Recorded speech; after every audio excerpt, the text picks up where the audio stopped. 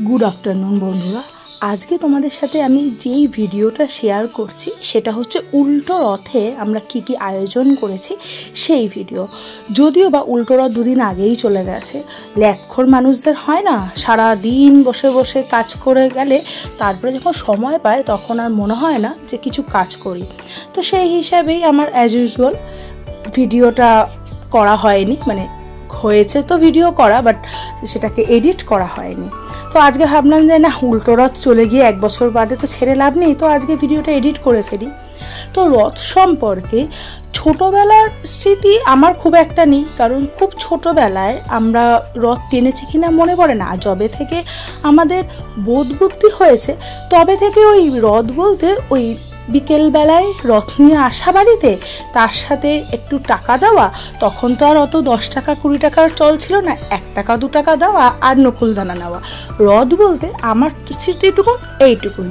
কিন্তু সবাই একটা কথা বলে না, ছোটবেলার দিনগুলোই ভালো ছিল, যত বড় হচ্ছে তত ছোটবেলার স্মৃতি যেন ফিকে হয়ে যাচ্ছে। তোমরা বলো তো, আজ যারা ছোট রয়েছে আমাদের ছেলেরা, তাদের কাছে এই ছোটবেলাটা কিন্তু খুবই সুন্দর। তারা যত বড় হবে তাদের ক্ষেত্রেও কিন্তু এই ছোটবেলার স্মৃতিটুকুনি মধুর হয়ে যাবে। যখন আমরা বড় হই তখন আমাদের পারিপার্শ্বিক জীবন, পারিপার্শ্বিক মানুষজন, বন্ধুবান্ধব সবার মধ্যেই পরিবর্তন আসে।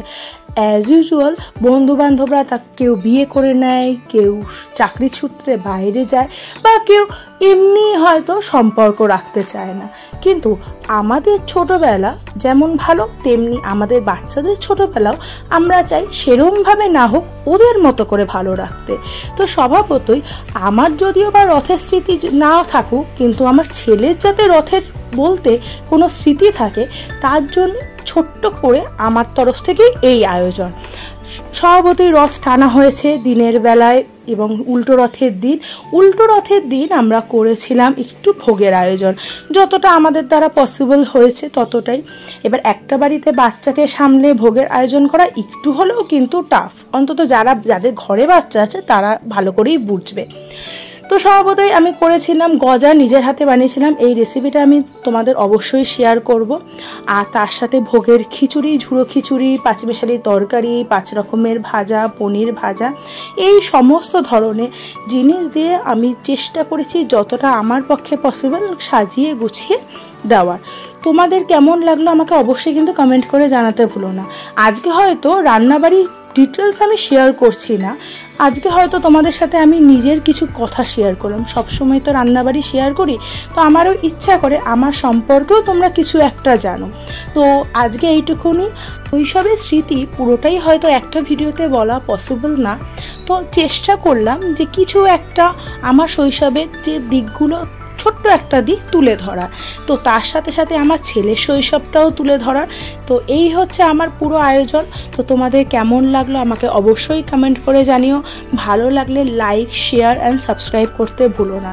তোমরা পাশে থাকলেই আমি আরও এগিয়ে যাওয়ার এবং আরও ভালো করে কাজ করার উৎসাহ পাবো। তো এই হচ্ছে লাস্ট উল্টো রথের দিন। ও একটু রাত হয়ে গেছিলো সব কিছু করে, এবং আমার স্টুডেন্টরাও ওকে হেল্প করছিল রথ টানতে। তো ভালোইভাবে দিন কাটলো। এবং তোমাদের কেমন উল্টো রথ কাটলো প্লাস রথ কাটলো আমাকে অবশ্যই কমেন্ট করে জানাতে ভুলো না। তো আজকে আসছি, দেখা হচ্ছে আবার নতুন কোনো ভিডিও নিয়ে, নতুন কোনো রেসিপি নিয়ে।